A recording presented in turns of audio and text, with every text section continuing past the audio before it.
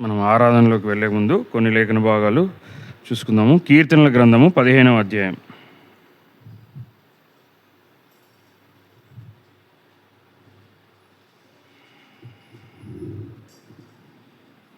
దావీదు కీర్తన 15వ అధ్యాయము ఉత్తర ప్రత్యుత్తరములుగా చదువుకుందాం.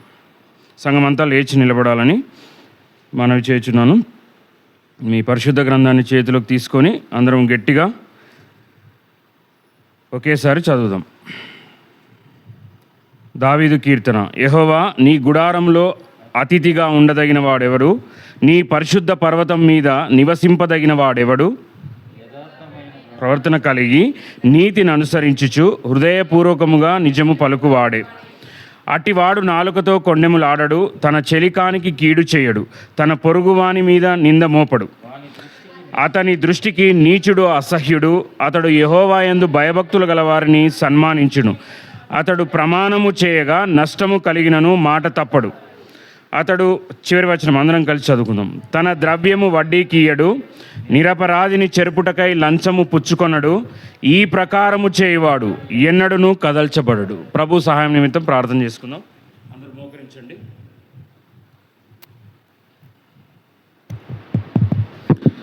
మహాపరిశుద్ధుడ, ప్రేమ కలిగిన తండ్రి, కృపగల దేవానికి స్తోత్రం, స్తుతులు నాయన. మరి ఒక పునరుత్థానపు దినము, ప్రభుదినం నాడు మేమందరము సంఘముగా సమాజముగా కూడే ధన్యత భాగ్యము నాయన ఇచ్చావు. నీకు స్తోత్రాలు. వాతావరణాన్ని స్వాధీనంలో ఉంచుకొని నీ కృపలో మమ్మల్ని జ్ఞాపకం చేసుకున్న విధానం కొరకే నీకు వందనాలు. గడిచిన కాలమంతా నీ కృపను, నీ క్షేమాన్ని మా పట్ల కనపరుస్తూ వచ్చావు. అందును బట్టి నీకు స్తోత్రాలు నాయన. అయ్యా ప్రభా, కొద్ది నిమిషాలు నీ వాక్యము నాయన ధ్యానిస్తూ నాయన నిన్ను ఆరాధించడానికి వెళ్తుండగా అర్థవంతమైన ఆత్మీయమైన ఆరాధనలోనికి నాయన అయ్యా మమ్మల్ని నడిపించడానికి నీ వాక్య వెలుగులో నాయన మమ్మల్ని సరిచేయండి, సంధించండి. మా అందరితో మాట్లాడండి, మాతో మాట్లాడండి. నీ సిలువ చాటును నన్ను మరుగుపరిచి నీ రక్తంలో నన్ను ప్రోక్షించి నా బలహీనతలతో నాయన నీ బలాన్ని సంపూర్తి చేసి ప్రతి ఒక్కరికి వినగల చెవిని గ్రహించగల మనసు నాయన దయచేసి ఈ సమయాన్ని మాకు దీవెనకరంగా నీ మహిమకరంగా మలుచుకోమని యేసు పరిశుద్ధ నామమున ప్రార్థించి వేడుకొంచున్నాం తండ్రి, ఆమేన్. మరొక మారు మీ అందరికీ ప్రభు పేరిట వందనాలు.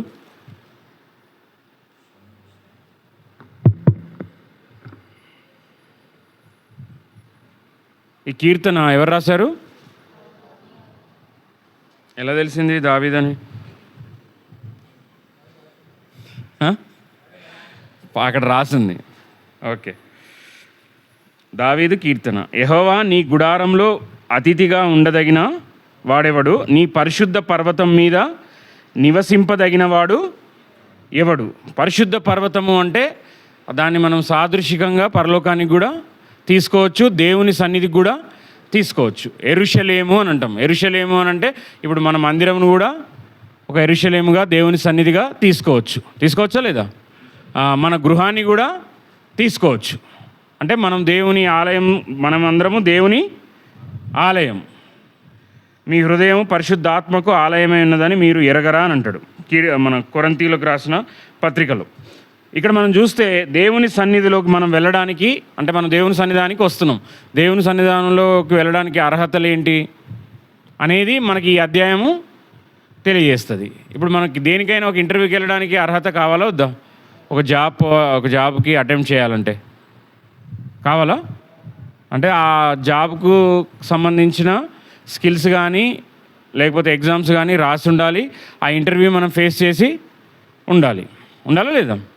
ఉండాలి. ఇప్పుడు మనం పరలోకానికి అంతా వెళ్ళడానికే సిద్ధపడడానికి ఈ మందిరానికి, దేవుని సన్నిధానానికి వస్తున్నాం.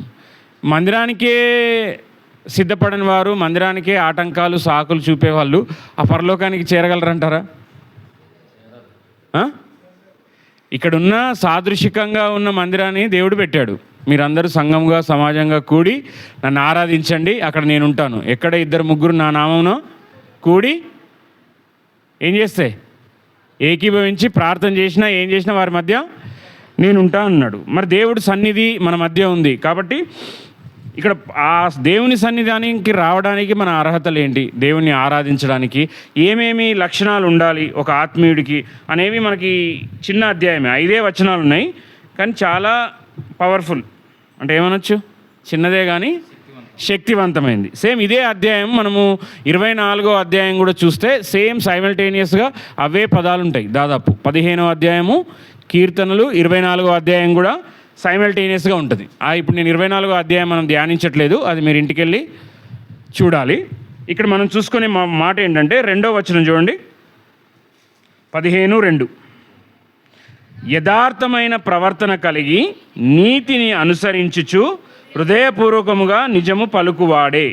యథార్థంగా ఉండాలంట, ఇంకోటి ఏం చేయాలంట, నీతి అనుసరించాలంట. మరి యథార్థంగా, యథార్థత, నీతి అంటే ఏంటి? ఇంగ్లీష్లో అప్రైట్, రైచియస్నెస్ అంటాం ఈ పదాలకు అర్థం. అంటే ఇంగ్లీష్ చెప్పాలనుకుంటే మరి యథార్థత అంటే ఏంటి? పర్ఫెక్ట్గా ఉండడమా? ఆయన ఏదున్నా యథార్థంగా మాట్లాడతాడు, ఆమె ఏదున్నా యథార్థమైన మనిషి అని అంటారు. విన్నారు కదా ఈ పదాలు. యథార్థత అంటే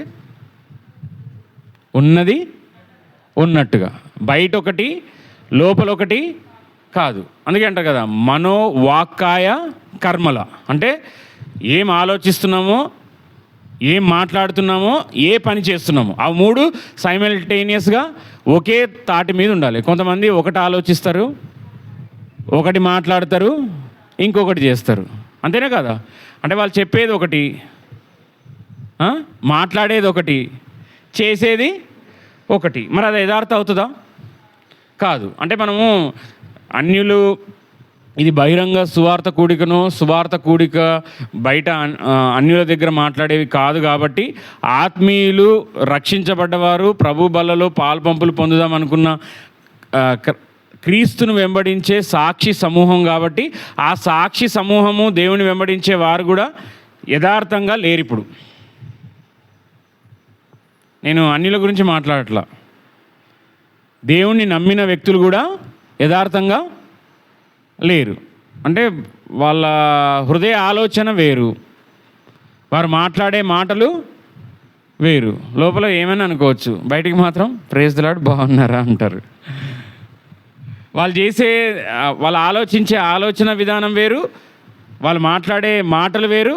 బయటికి మాత్రం చాలా స్మూత్గా, తేనెలాగా, చక్కెర వేసినట్టు, చక్కెర పాకంలాగా మాటలు వస్తాయి. మనం అలాగే ఉండాలి కదండి. ప్రభువు ప్రేమ స్వరూపి కాబట్టి మనం ప్రేమగా మాట్లాడాలి. మరి ఆ మనిషి ప్రేమగా మాట్లాడేదే మాట చూస్తాడు. దేవుడు ఏం చూస్తాడు? అది ఎక్కడి నుంచి వస్తుందో ఆ జల, అది చూస్తాడు. అందుకే యాకోబు పత్రికలో ఉంటుంది కదా, ఒక్క నోటి నుంచియే ఆశీర్వాద వచనము, శాపవచనము పలకకూడదు అని ఉంది. చూడండి యాకోబు రాసిన పత్రిక. మనం మాట్లాడే మాటకి, మనము ప్రవర్తించే విధానానికి పోలికగా చెప్తున్నాడు ఇక్కడ.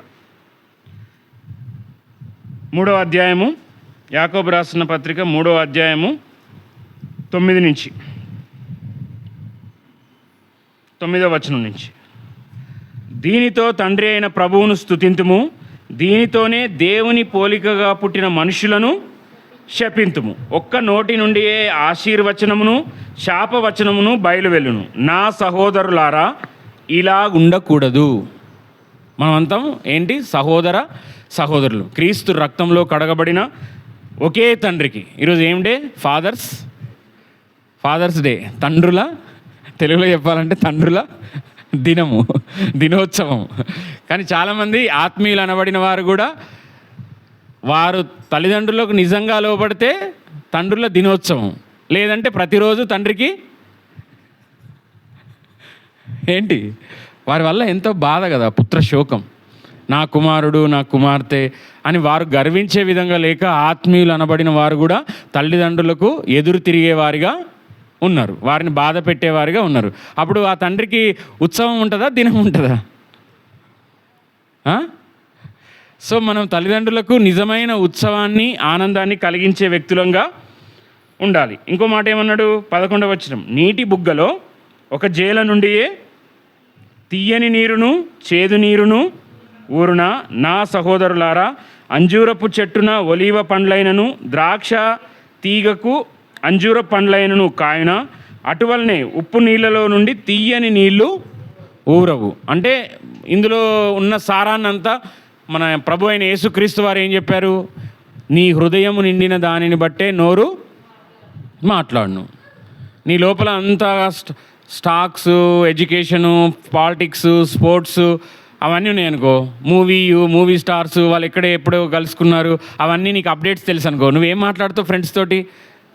అవి మాట్లాడతావా? లేదు, ప్రభు దినాలు రాకడ దినాలు ఉన్నాయి, ఇదంతా మనం సిద్ధపడాలి అని అవి చెప్తావా? లేకపోతే నీ హృదయంలో ఏదైతే నింపుకున్నావో అది చెప్తామా?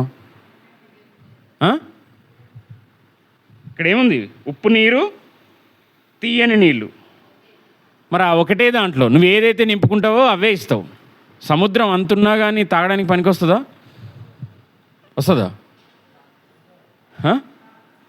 రాదు. నీకు ఈ లోక జ్ఞానం ఎంత ఉన్నా క్రీస్తు యొక్క రక్షణ కార్యం నీలో జరిగి ఆయన మాటలు లేకపోతే ఏ ఒక్కరిని నువ్వు పరలోక రాజ్యానికి చేర్చలేవు. అంటే నువ్వు ఇలా ఉండు, అలా ఉండు, పొద్దున్నే లేవు, బ్రేక్ఫాస్ట్ ఇన్ని క్యాలరీస్ చెయ్యు, ఈ మెడిసిన్స్ వాడుకో, బయటంతా చెప్పేది, ఇప్పుడు మందిరాల్లో కూడా చెప్పేదంతా ఆరోగ్య సూత్రాలు, ఇంకా మోటివేషనల్, నువ్వు ఇలా ఉండాలి, అలా ఉండాలి. మరి నువ్వు పరలోకంకి వెళ్ళాలని చెప్పేది ఏకైక పుస్తకం ఏదైనా ఉందంటే పరిశుద్ధ గ్రంథం. కాబట్టి ఆ పరిశుద్ధ పర్వతము, ఆ పరిశుద్ధ దేవుని సన్నిధికి మనం వెళ్ళాలంటే ఎలా ఉండాలంట?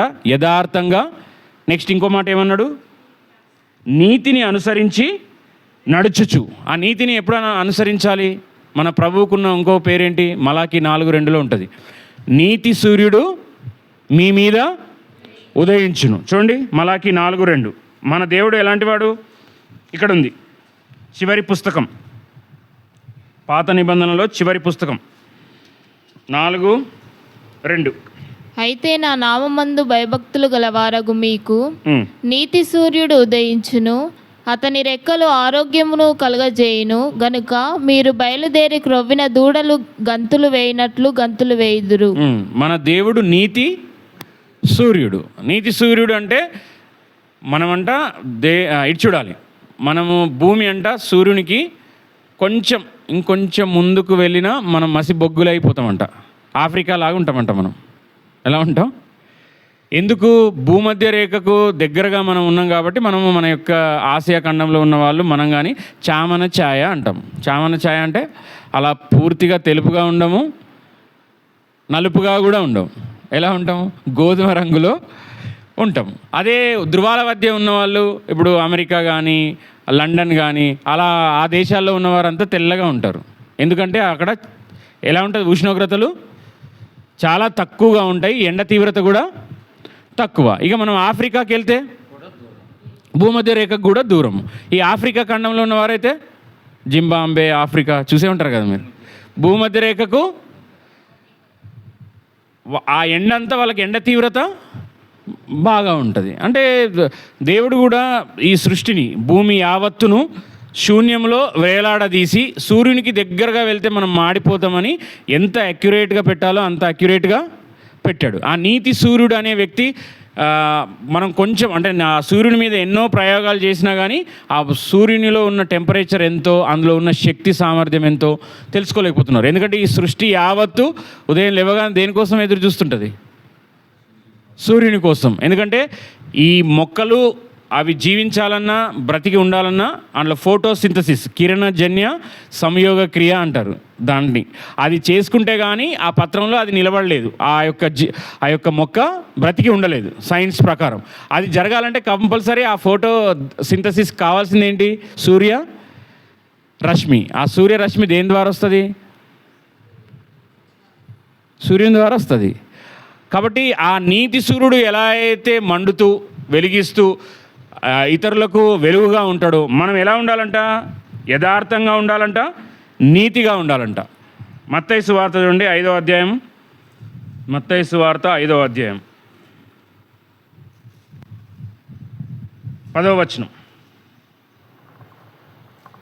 6వ వచనం కూడా. ఫస్ట్ 6 చదువుదాం. నీతి కొరకు ఆకలి దప్పులు గలవారు ధన్యులు, వారు తృప్తి పరచబడుదురు. 10వ వచనం. నీతి నిమిత్తం హింసింపబడువారు ధన్యులు, పరలోక రాజ్యము వారిది. మన దేవుడు నీతిమంతుడు.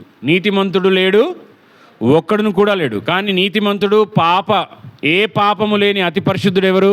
మన ప్రభు అయిన యేసుక్రీస్తు, మనం ఆరాధించే నీతి సూర్యుడు. ఆ నీతి సూర్యుని నిమిత్తం అంట మనము ఆకలి దప్పికలు కలిగి ఉండాలంట. వాక్యం పట్ల, ప్రార్థన పట్ల, ఆయన సన్నిధి పట్ల ఆకలి, ఆత్మల పట్ల దాహం. ఒక సేవకుడికైతే ఒకే ఒక్క గురి, ఏం చేసినా సరే ఒక విశ్వాసకేమో దేవుని సన్నిధిని కలిగి ఉండాలి, దేవుని యొక్క జ్ఞానాన్ని పొందుకొని దేవుని వాక్యానుసారంగా జీవించాలని ఆకలి ఉండాలి. ఒక సేవకుడికి, పరిచారకుడికి అయితే ఏముండాలి? నశించిపోయే ఆత్మల పట్ల భారం ఉండాలి. అంటే ప్రతి ఒక్కరికి ఆత్మల పట్ల భారం ఉండాలి. అసలు సేవకు పిలుపుకు వచ్చిన ముఖ్య కారణమే దేవుని పని చేయడం, నశించిపోయే ఆత్మలను రక్షించడము, దేవుని కొరకు పోగు చేయడం, అంతే కదా. మళ్ళీ 10వ వచనం, నీతి నిమిత్తం హింసింపబడువారు ధన్యులు, పరలోక రాజ్యము వారిది. అలా నీతిగా యథార్థంగా జీవిస్తే మనకేమొస్తుందంట? హింస, దౌర్జన్యము, కష్టము వస్తుందంట. కానీ ఆ దేవుడు ఏమంటున్నాడు? ఆ ధన్యతల చెప్తున్న మాట, పరలోక రాజ్యంలో వారిది, పరలోక రాజ్యం వారిది అంట. ఆ నీతి నిమిత్తం మనం హింసించబడ్డప్పుడు మనం పరలోకము చేరుకోగలం. నేను దేవుని నమ్ముకున్నాను, నాకు ఏ కష్టం రావద్దు, నాకు ఏ శ్రమ రావద్దు అంటే ఇరుకు మార్గంలో ప్రవేశించ పోరాడుడి అని ఉంది వాక్యం. అంటే అందులో ఏముంది? పోరాటం ఉంది. పోరాటం లేకుండా ఈజీగా వచ్చేది ఏదైనా సరే ఏమంటది? నడిమంత్రపు సిరి అంటాం. ఏం కష్టం చేయకుండా. అందుకే సేవకులు చెప్తారు, కష్టపడకుండా పొందాలనుకునేదంట భోగం అంట. ఏంటి? కష్టపడితే వచ్చేది ఆ కష్టానికి ప్రతిఫలము లేదా సుఖం. నువ్వు నెలంతా కష్టపడతావు, నీకు శాలరీ రూపంలో వస్తుంది, దాని ద్వారా నువ్వు సుఖిస్తావు, నీ కుటుంబంతో నువ్వు ఆనందిస్తావు. అది న్యాయమా కాదా? నువ్వేం కష్టపడలేవు, వేరేవాడిని అన్యాయం చేసి అక్రమంగా దొంగలించో, మోసం చేసో, లంచం తీసుకొని డబ్బు సంపాదించావు, దాని ద్వారా నువ్వు జలస అనుభవిస్తున్నావు. దాన్ని ఏమంటారు? భోగం అంటారు. కానీ ఎప్పుడైనా సరే ధనవంతులకు అవుటకు మీరు ఏమన్నాడు సామెతల్లో? ఆశపడకండి, మీరు సమస్తమైన కీడులకు మూలం అంట. ధనాపేక్ష సమస్త కీడులకు మూలం. అందుకే ఉంటుంది కదా, నెమ్మది కలిగిన చోట కష్టపడింది కొంచెమైనను బహుమంది భక్తిహీనుల ధన సమృద్ధి కంటే శ్రేష్టమైందంట. అంటే మనం నీతిగా నిజాయితీగా సంపాదించిన సంపాదనలో నీకు నీ బిడ్డలకు ఆశీర్వాదము ఉంటుంది. అందుకే ఉంది కదా, పగవానింట క్రొవ్విన ఎద్దు మాంసము తినడం కంటే ప్రేమగల చోట ఆకుకూరల భోజనము చేయటం మేలు అని ఉంది. అంటే మనం ఏం చూస్తాము? ఎక్కడ చూసినా కానీ ఏదైనా ఫంక్షన్కి పోయినాం అనుకో, మనకి ఏం కావాలి, వాళ్ళు ఎలా రిసీవ్ చేసుకున్నారు, అంటే అంత క్రమంగా మర్యాదగా జరిగిందా అనేది ఉందా? ఆత్మీయులు అనబడిన వారికి కూడా నాకు రాలేవు, నీకు వచ్చినాయా, నీకు పడ్డాయా ఏంటి? కరెక్ట్ చెప్పారు. అవి కావాలి. అక్కడ ఏమన్నా వాళ్ళకి ఏమైనా లోటు ఉందా, ప్రాబ్లం ఉందా, అంత క్రమంగా జరుగుతుందా, అన్ని సీక్వెన్స్గా వాళ్ళు ఏమైనా ఇబ్బందులు ఉన్నాయా, అవన్నీ లేదు. అది మన ఫంక్షన్ అయినా, మనకు తెలిసిన వాళ్ళ ఫంక్షన్ అయినా ఫస్ట్ మనకి ఏం కావాలి? ప్లెంటీగా కావాల్సినన్ని గట్టి చెప్పాలి, పీసెస్ కావాలి. మరి మందిరానికి వచ్చినప్పుడు కూడా మీకు పీసెస్ కావాలన్నా, లేకపోతే ఉట్టిగా ఆకు, ఉట్టి కొత్తిమీర అవి కావాలన్నా? ఏం కావాలి? ఇప్పుడు ఇది ఆత్మీయ ఆహారం పంచేటప్పుడు కూడా మీకు బలమైనవి కావాలన్నా వద్దా? కావాలి. మరి హెబ్రీలకు రాసిన పత్రికలో ఉంటుంది, తండ్రి శిక్ష వేయకపోతే ఆ కుమారుడు దుర్బీజుడే అని ఉంది. అంటే ఎవరినైతే మనం ఎక్కువగా ప్రేమిస్తామో వారిని ఏం చేస్తాము? సరిచేయడానికి ప్రయత్నిస్తాం. కానీ మనకి ఫాదర్స్ డే నాడు ఎప్పుడు ఎవరైనా ఖండించేవాళ్ళు, దిద్దేవాళ్ళు, తప్పని చెప్పేవాళ్ళు, మందిరంకి వస్తే మమ్మల్ని పొగడాలి, వీలైతే మాకు ఏమన్నా బాధ్యతలు ఇవ్వాలి, మా పేరు ఎత్తి మమ్మల్ని చెయ్యాలి. కానీ ఎప్పుడు చూసినా సరి చేసుకో, నీ ఇల్లు చక్కబెట్టుకో, నీ ప్రవర్తన చక్కబెట్టుకో, అవి చక్కబెట్టుకో, ఇవి చక్కబెట్టుకో అని కండెమ్షనే చెప్తారు. కానీ మమ్మల్ని మెచ్చుకోరేంటి, మమ్మల్ని గుర్తించరేంటి అని నాన్న మీద కూడా రివర్సే. అమ్మ అయితే పోన్లే నాన్న అంటది, నాన్న అయితే ఏమంటాడు? నువ్వేం చేస్తుంది రైట్ అంటాడా? చెప్పాలి. తండ్రి ఏం చేస్తాడు? గద్దిస్తాడు, శిక్షిస్తాడు, సరి చేస్తాడు. ఇక కొంతమందికి వాళ్ళ నాన్న హిట్లర్ అంట. ఎవరు? హిట్లర్. ఎవరైతే బుద్ధి చెప్తారో, గద్దిస్తారో ఆ సేవకులంటే కూడా వాళ్ళని కూడా హిట్లర్ లాగానే భావిస్తే భావించుకొని. కానీ దేవుడు చెప్పమన్నమాట చెప్పాలా వద్దా? చెప్పాలి. అది వింటే ఏమవుద్ది? మనం బాగుపడతామా? చెప్పిన వాళ్ళు బాగుపడతారా? దేవుని చిత్తం చేసి చెప్పమన్నమాట అన్కండిషనల్గా చెప్తే ఆ సేవకుడు బాగుపడతాడు. విని నువ్వు ఆ సేవకుడిని తిట్టుకున్నా ఆయాసపడ్డా ఏం లాభం వస్తుంది అంటే నేను ఎగ్జాంపుల్ చెప్తున్నా. తండ్రి అనేవాడు తండ్రి స్థానంలో ఉన్నవాడు గద్దిస్తాడు, సరిచేస్తాడు, ఇది కరెక్ట్గా లేదు, ఇది మార్చుకో అని చెప్తాడు. మనకేం కావాలి? ఎప్పుడు చూసినా నన్నే తిడతావు, మందిరంకి వస్తే కూడా అది సరిలేదు ఇది సరిలేదు అంటావు, నన్ను మెచ్చుకోవు అని మనం అనుకుంటాం. ఇక్కడ నవ్వుతున్నారంటే కొంతమంది అట్లా అనుకుంటున్నట్టున్నారు. ఓకే, సో ఫాదర్స్ డే నాడు దేవుడు మాట్లాడుతున్నాడు. ఆ తండ్రి మనస్సు కలిగిన వ్యక్తిగా నువ్వు బాగుండాలని, నువ్వు లోకంలో పడిపోవద్దని, నువ్వు ఎక్కడ నిష్ప్రయోజకుడివై సాతానికి దొరికిపోతావనే జాగ్రత్తతో, భయంతో వచ్చిన గద్దింపే కానీ నిన్ను ఖండించడం వల్ల, నిన్ను గద్దించడం వల్ల, నిన్ను బాధ పెట్టడం వల్ల సేవకులకు కానీ ఏ ఒక్కరికి కానీ ఎటువంటి వ్యక్తిగత అభిప్రాయము, ఆయాసము ఉండదు. కాబట్టి తండ్రుల దినోత్సవంగా మీరు గమనించాల్సిన ఇంకొక మాట ఏంటంటే, సేవకులుగా పెద్దవారు ఇక్కడ వాక్యం చెప్పి ఎవరైనా వాక్యం చేత దేవుని చేత సంధించబడ్డ ఏ వాక్యం వచ్చినా సరే అది నా ఆత్మీయ మేలు కొలుపుకే అని భావించాలా వద్దా? మరి అలా భావిస్తున్నారా? కొంచెం గద్దిస్తే నెక్స్ట్ టైం మందిరానికి నేను రాను, నన్ను తిడుతున్నారు. నేను కనబడితే తిడతాడు ఆయన. మరి కనబడితే తిట్టకుండా నువ్వు ఉండాలి కదా. పోనీ ఒక వారం తిడితే అన్నా ఇంకో వారం అన్నా మారుతావని నీకు ఒక అవకాశం ఇస్తున్నాడు. నువ్వు మళ్ళీ అదే దారి. ఇక్కడ ఏముంది? యథార్థంగా నడుచుకోవాలి, నీతిగా నడుచుకోవాలి. ఇంకోటి, హృదయపూర్వకముగా నిజము పలుకువాడే. ఇది చాలా కష్టం. హృదయపూర్వకంగా నిజం పలికితే మనకు చాలా చోట్ల దెబ్బలు, నష్టాలు అవన్నీ వస్తాయా కావా? యేసుప్రభువుకు కూడా ఇప్పుడు పేతురు యేసుప్రభువుతో వెంబడించిన శిష్యుడు నువ్వే కదా అని అంటే ఎందుకు భయపడ్డాడు? యేసుప్రభు కాడేమన్నా ప్రభువారికి ఏదన్నా మంచి అగ్రపీఠం వేసి విందు భోజనం ఏర్పాటు చేస్తున్నాము, ఆయన ఎంతో పరిచర్య చేశాడు, అందరూ అపార్థం చేసుకున్నారు ఆయనని అని చెప్పినప్పుడు పేతురుని సన్మానం చేయడానికి పోయినప్పుడు పేతురు వద్దన్నాడా? లేకపోతే సిలువ వేస్తారు ఆయన శిక్షిస్తున్నారు కాబట్టి నా వీపు కూడా విమానం మోగిస్తారని వద్దన్నాడా?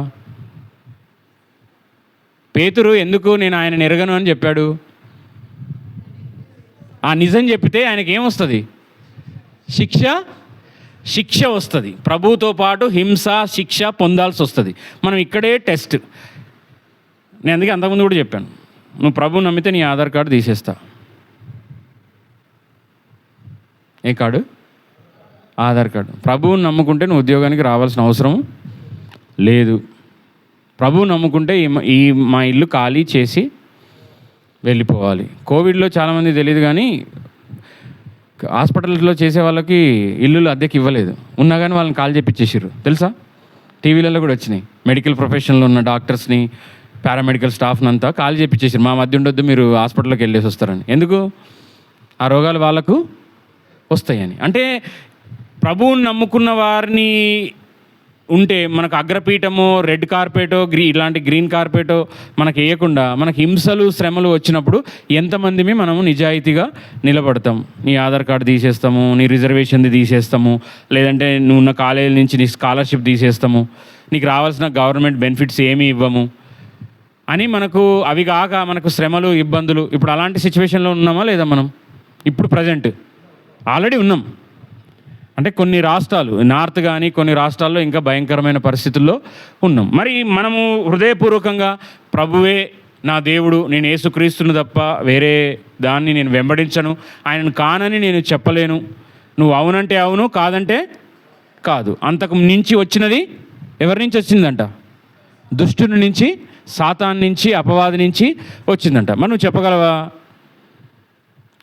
నిజం పలకడం అంటే ఇప్పుడు నిజం చెప్పడం కాదు. ఒకవేళ నువ్వు క్రైస్తవురాలువా అని మనల్ని నిలదీసి అడిగినప్పుడు కాదండి, మామూలుగా నమ్ముకుంటాను కానీ అని అప్పుడు మనం నిజం చెప్పలేకుండా తేలిపోయామనుకో, మనం ఎవరిని కనపరుస్తున్నట్టు?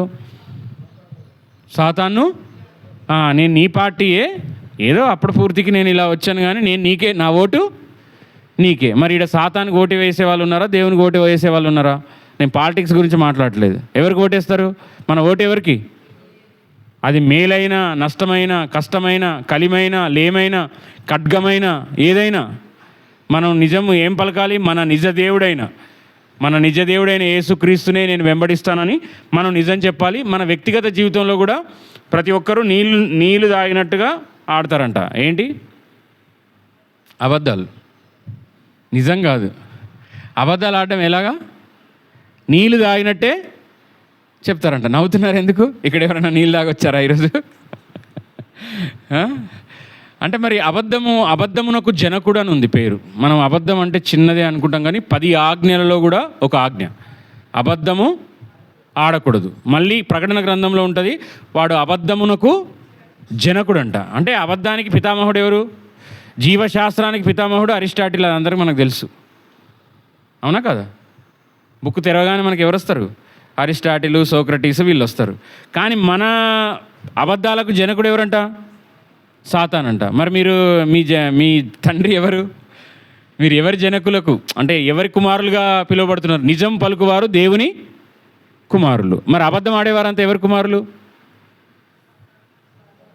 మరి ఇక్కడ సాతాను కుమారులు కుమార్తెలు ఉండొద్దని ప్రభువు హెచ్చరిస్తున్నాడు. కాబట్టి మనం ఏం చేయాలంట? యథార్థంగా నడుచుకోవాలంట, నీతిగా ఉండాలంట, హృదయపూర్వకంగా నిజము పలకాలంట. అట్టివాడు 3వ వచనం, నాలుకతో కొండెములు ఆడడు, తన చెలికానికి కీడు చేయడు, తన పొరుగువాని మీద నింద మోపడు. నిందలు మోపడు. కొండెములు అంటే ఇక్కడి అక్కడ, అక్కడి ఇక్కడ చెప్పడం. అక్కడ పావులా ఉంటే రూపాయిన్నర కలిపి ఇది ఇలా అంట అలా అంట అని దాన్ని బిర్యానీ ఆకేసి, వాళ్ళు ఉట్టి అన్నం ఇస్తే ఉట్టి బియ్యం ఇస్తే దాన్ని బిర్యానీ చేసి పంచి పెట్టడం. అంటే ఆడ ఉన్నది లేనట్టుగా. అందులో అబద్ధం వస్తుంది, కపటం వస్తుంది, నీ మోసం వస్తుంది, అన్నీ వస్తాయి. ఇంకోటి ఏముంది? చెలికానికి కీడు చేయడంట. మన దేవుడు మేలు చేసేవాడా కీడు చేసేవాడా? కీడు చేసేవారికి కూడా మేలు చేసేవాడు మన దేవుడు. మేలు చేసేవారికి మేలు ఎవరేం చేస్తారు? నువ్వు డబ్బులు ఇస్తే నేను డబ్బులు ఇస్తా, నువ్వు ఒక గిన్నెడు చక్కెర ఇస్తే నీకు చక్కెర ఇస్తా, అంతే కదా? ఇప్పుడు ఇంట్లో మనం ఏదైనా తీసుకుంటే ఇంట్లో వాళ్ళు ఎవరైనా వస్తే మనం ఏం చేస్తాం? వాళ్ళు ఏది ఇస్తే అది ఇస్తాం. మరి మన ప్రభువు కీడు చేసేవారికి కూడా మేలు చేస్తాడంట. మరి నువ్వు కీడు చేసేవారికి మేలు చేస్తున్నావా? కీడు చేసేవారికి అదును చూసి ఎప్పుడు వస్తుందా ఛాన్సు, వాడు ఎప్పుడు పడతాడా, ఎకిలి పడి దొరికి నవ్వుదామా అని చూస్తున్నామా? మనకేంది, మనం వాళ్ళని ఏం హింసించము, కొట్టము, కానీ వాడు పడిపోతే చూద్దామని ఎదురు చూస్తూ ఉంటాం, అవునా కదా? టీచర్ బాగా కొట్టాడు, స్టూడెంట్కి కోపం వస్తుంది. వీని టైర్ పంక్చర్ కానీ, వీడు రాకపోతే బాగుండు, వస్తే బాగా వర్షం వచ్చి రోడ్డు కొట్టుకపోని అంటే మనం ఏం చేస్తాము? ఇక అంతదాకా ఎందుకు? భార్య ఉందనుకోండి, ఏమంటది? నీ చేయి పడిపోను అంటది, కొడితే కొట్టలేక అంటదా అందా? అంటే వివాహమైన వాళ్ళకి తెలుస్తుంది. ఈయనేమంటాడు? ఊకే ఆ నోరు కాపవు, నీ నోరు పడిపోను అంటాడు. మనం అట్లా అనొచ్చా? శపితమైన మాటలు మనం అనొచ్చా? పిల్లల్ని గాడిద, దున్నపోతూ, బర్రెలాగా ఉన్నావు, దున్నపోతులాగా ఉన్నావు అని పిలుచుకోవచ్చా? పిల్లల్ని మనం ఆశీర్వదించాలా, లేకపోతే వాళ్ళ యొక్క బలహీనతలను బట్టి అలా పిలవాలా? ఆత్మీయులుగా చాలామంది చేసే పని ఏంటంటే మర్చిపోయి మనము మన బిడ్డల్ని ఆశీర్వదించాలి తప్ప శాపవచనాలు పెట్టకూడదు. నువ్వే గాడిద దున్నపోతుంటే బయట వాళ్ళు ఏమంటారు? హంస, కోకిల అంటారా?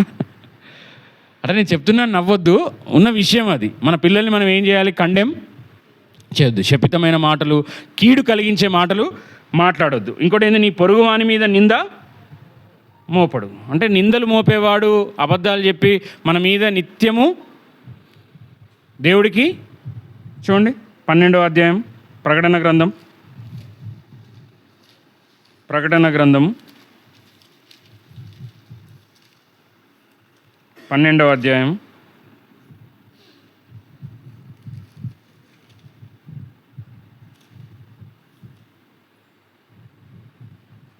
9వ వచనం. కాగా 10వ వచనం అండి. 12:10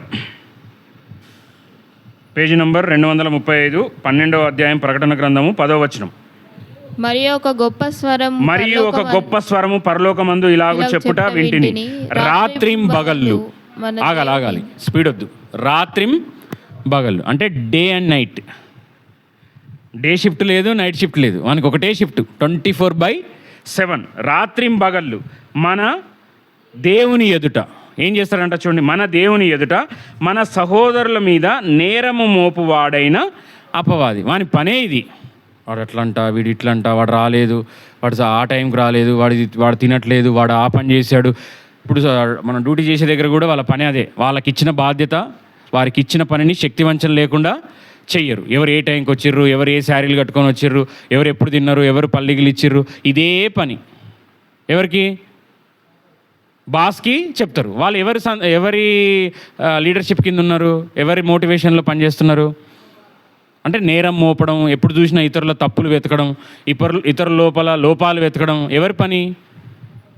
అపవాది పని. వీడు ఏం చేస్తాడంట, రాత్రింబగళ్ళు వాని పని అదేనంట. మన సహోదరుల మీద ఏం చేస్తాడంట, నేరం మోపువాడైన అపవాది. అంటే ఊకే నేరాలు మోపేవారు, కొండయాలు చెప్పేవాళ్ళంతా అపవాది సంబంధులు. ఇది నేను చెప్పిన మాట కాదు, పరిశుద్ధ లేఖనము, వాక్యం చెప్తున్న మాట. వాడి పనే ఇది. రేయిం బగళ్ళు నీ గురించి చెప్తూనే ఉంటాడు. యోబు గురించి కూడా చెప్పాడా? యోబు గురించి ఆ దేవుని సమ్ముఖంలో నిలబడ్డప్పుడు ఆ దేవుడే చెప్తాడు, నా సేవకుడైన యోబు గురించి నువ్వు వింటివా, ఆలోచించివా అనే దానికన్నా ముందు ఆయన ఒక మాట అంటాడు, నువ్వు ఆయనకు కావాల్సిన అన్నీ ఇచ్చావు కదా. చూడండి యోబు గ్రంథం 1వ అధ్యాయం 10వ వచనం. 9వ వచనం నుంచి కూడా చదువుతున్నాను.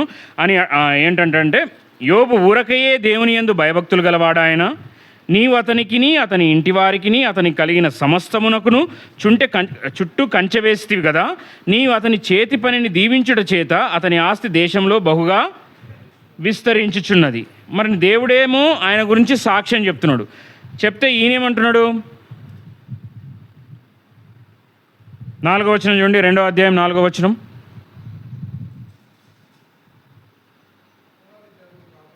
అపవాది చర్మమును కాపాడుకొనుటకే చర్మమును, తన ప్రాణమును కాపాడుకొనుటకే తనకు కలిగిన యావత్తును నరుడిచ్చును కదా. ఇంకొక్కసారి నీవు చేయి చాప అతని ఎముకను అతని దేహము మొత్తిన ఎడల అతడు నీ ముఖము ఎదుటనే దేవుణ్ణి దూషించి నిన్ను విడిచిపోవునని చెప్పెను. అంటే వాని పని ఏంటి? నువ్వు దేవుణ్ణి దూషించాలి. మన దేవుడు స్తుతికి పాత్రుడా, దూషణకు పాత్రుడా? సమస్తమైన సకల పరిశుద్ధులు దేవుణ్ణే, ఆయన స్తుతికి మాత్రమే పాత్రుడు. మరి ఈ సాతాను యొక్క లక్షణము, సాతాను సంబంధం యొక్క లక్షణం ఏంటి? మనకు శ్రమలు, నష్టాలు, కష్టాలు తెప్పించి తనకున్న యావదాస్తిని, సమస్తాన్ని, తన బిడ్డల్ని అన్నీ పోగొట్టుకున్న తర్వాత తనకు ఆరోగ్యం బాగాలేకపోతే ఆ ఆరోగ్యాన్ని కూడా నువ్వు తీసేయి, ఇంకొక మారు ఆరోగ్యాన్ని నువ్వు మొత్తిన ఎడల ఆయన ఏం చేస్తాడు? నీ ముఖము ఎదుటనే నిన్ను దూషిస్తాడు అని అంటున్నాడు. మరి యోబు దూషించాడా? తన యథార్థతను వదిలిపెట్టాడా? చూడండి 9వ వచనం, 2:9. అతని భార్య వచ్చి అతడు ఒళ్ళు గోక్కొనుటకే చిల్ల పెంకును తీసుకొని బూడిదలో కూర్చుండగా అతని భార్య వచ్చి, నీవు ఇంకనూ యథార్థత వదలక యుందువా, దేవుణ్ణి దూషించి మరణము కమ్మనెను. ఆత్మీయత లేనివారు, ఇప్పుడు యోబు ఆత్మీయుడో కాదా? ప్రార్థనాపరుడు. మరి ఆమె భార్య ఏమవ్వాలి? అంత కాకపోయినా సగమన్న మ్యాచ్ చేయాలా లేదా? చేయాలన్నా వద్దా? యాక్చువల్గా ఈక్వల్గా మ్యాచ్ చేయాలి లెక్క ప్రకారం అయితే. ఇప్పుడు లాయర్ భార్యని ఏమంటాం? ఎవరైనా ఇంటికి వస్తే లాయర్ అమ్మ అంటామా? లాయర్ వాళ్ళ అమ్మ అంటామా? ఏమంటాం? డాక్టర్ భార్యని ఏమంటారు? డాక్టర్ అమ్మ, అంతే కదా. పాస్టర్ భార్యను అంతే కదా. మరి ఇప్పుడు యోబు భార్యను యోబమ్మ అనాలి లెక్క ప్రకారం. అంటే యోబు అంత ఆత్మీయత మెయింటైన్ చేయాలి ఆమె. సరే అంతవరకు బాగుంది. శ్రమలు రానంత వరకు ఆమె ఏం చేసింది? బిడ్డల్ని పెంచే విషయంలో, ఆస్తి విషయంలో తన భార్య సహకారం లేకుండా ఏ పరిచర్యలు కానీ ఏవి కానీ ఏమైనా ఒక సేవకుడు కానీ ఏ వ్యక్తి అయినా ముందుకు పోవడం సాధ్యమా? ప్రతి పురుషుడి విజయం వెనుక ఎవరుంటారు? ఫస్ట్ ప్రభువు ఉంటాడు. ఆ ప్రభువు చేత సంధించబడిన గుణవతి అయిన స్త్రీ ఉంటే ఆ పురుషుడు బాగుపడతాడు. ప్రతి ఒక్క స్త్రీ వల్ల బాగుపడడం సాధ్యం కాదు. గుణవతి అయిన స్త్రీ అయి ఉండాలి ఆ పురుషుడు ఉన్నతమైన స్థానంకి రావాలంటే. ఈమె అప్పటిదాకా బాగానే ఉంది, గుణవతిగానే ఉంది. ఎప్పుడు ఆమెకు అన్నీ సమృద్ధిగా అన్నీ బాగున్నప్పుడు, బిడ్డలు, ఆస్తి అంతా ఉన్నప్పుడు ఏముంది? గుణవతిగానే ఉంది. ఎప్పుడైతే పరీక్ష వచ్చింది, సమస్యలు వచ్చాయి, ఉన్నదంతా పోయినాయి, అప్పుడు యోబు నిలబడ్డాడు. కానీ ఎవరు దొరికిపోయారు సాతానికి? అందుకే సేవకురాలకు కానీ పరిచర్యలో పాలు భాగస్తులయ్యి ఎవరైనా సరే, అది యవనస్తులైనా పాటలు పాడేవారైనా ఎవరైనా సరే, వారు నా భర్త ఆత్మీయంగా ఉన్నాడు, నేను ఏం కాదులే, నేను ఏడుంటే ఏమవుద్దులే, నా భర్త పాట పాడుతున్నాడు, నా భార్య సండే స్కూల్ తీసుకుంది, ఆమె ఉంటే చాలే, ఆమె పోతుంది కదా పరలోకం, ఆమె బాగా ప్రార్థన చేస్తుంది కదా, ఆమె కొంగు పట్టుకొని పోదామంటే ఆ పప్పులు ఉడుకుతాయా? కొంగులు పట్టుకోవడాలు, ఖర్చీపులు పట్టుకోవడాలు ఉండవు. నీ ఆత్మీయత వరకే. అందుకే యోబు ప్రార్థన పర్రాడుగా ఉన్నప్పుడు ఆమె కూడా ఏం చేయాలి? ప్రార్థనతో ఆత్మీయతతో తను కట్టుకోవాలి. ఆమె ఏం చేసింది? నీ యథార్థతను వదలకుందువా, నువ్వేంది దూషించి మరణము కమ్మంటుంది. ఇప్పుడు ఆయన బాగాలేకపోతే ఆమె ప్రార్థన పర్రాలైన వ్యక్తి ఏమనాలి? నువ్వేం బాధపడకు, ఈ థమ్సప్ తాగు, లేదంటే ఈ కొబ్బరి నీళ్ళు తాగు, నువ్వేం బాధపడకు, మన దేవుడు నమ్మదగిన వాడు, మనం ప్రార్థన చేద్దాము, అసలు నువ్వేంటి, నీ స్టాండర్డ్స్ ఏంటి, అరుణోదయంనే లేచి ప్రార్థన చేస్తావు, దేవుడు ఇవన్నీ పోయినా కానీ మళ్ళీ మనకి ఇవ్వడా, మన ఇద్దరం ఉన్నాం కదా, మన ఇద్దరం ఏకీభవించి ప్రార్థన చేద్దాము అన్నదా? నువ్వు దూషించు, మరణం గమ్ము, మిగిలిన ఏమైనా ఉంటే నేను సర్దుకుంటా అంటుంది. అట్లా అనొచ్చా? ఒక భర్తని అంత కష్టకాలంలో అంత బాధలో ఉంటే ఒక ఆత్మీయురాలు అనాల్సిన మాటలు అవి. ఎందుకు ఆమె అలా అని అనగలిగిందంటే ఆత్మీయత ఉందా? లేదు. అంటే ఆ పరిశుద్ధ పర్వతం మీద ఎక్కదానికి తగ్గ యథార్థత, నమ్మకత్వము, నీతి యోబుకుంది, కానీ యోబు భార్యకుందా? లేదు. మనం అనుకోవచ్చు, నేను నా ఇంటి వారిని సేవిస్తున్నామంటే ఇంటి వాళ్ళందరూ యేసుక్రీస్తు రక్తంలో కడగబడాలి, రక్షించబడి బాప్తిజం తీసుకోవాలి, ప్రభు బలలో చేయి వేసి వాక్యానుసారంగా జీవిస్తేనే వారు పరలోకం వెళ్తారు. కానీ నువ్వు ఒక్కడివి రక్షించబడ్డావు, నేను సేవలో పాల్పంపులు పొందుతున్నాను, ఇంట్లో వాళ్ళు యథావిధిగా విచ్చలవిడిగా జీవిస్తే వారికి రక్షణ, మారు మనసు అనుభవం లేకపోతే వారు ఆ పరిశుద్ధ పర్వతంకి ఎక్కగలుగుతారా? ఎక్కలేరు. కాబట్టి ఆ హెచ్చరిక విని మనం గమనించాలి. కానీ ఈయన మాత్రం నోటి మాట చేత కూడా, ఇప్పుడు యాక్చువల్గా అయితే యోబు ఆల్రెడీ బాధలో ఉన్నాడు, బిడ్డలు పోయిర్రు, ఆస్తి పోయింది, ఆరోగ్యం కూడా పోయింది. మనకు కొంచెం ఏదన్నా దానికి లేట్ అయితేనే మధ్యలో ఎవరైనా ఫోన్ చేస్తే మనకేమొస్తుంది? ఇంపార్టెంట్ కాల్ మాట్లాడుతున్నాం, అర్జెంట్, అది మనకు వేరే వాళ్ళు డిస్టర్బ్ చేశారు, అప్పుడు ఏమొస్తుంది? దయచేసి కొంచెం ఆగండి అని సున్నితంగా చెప్తామా? ఉట్టిగా మాట్లాడితేనే అంత కోపం వస్తుంది. మరి ఈయన కండిషన్ అంత క్రిటికల్గా ఉన్నప్పుడు ఆమె వచ్చి మాట అంటుంది ఏంది?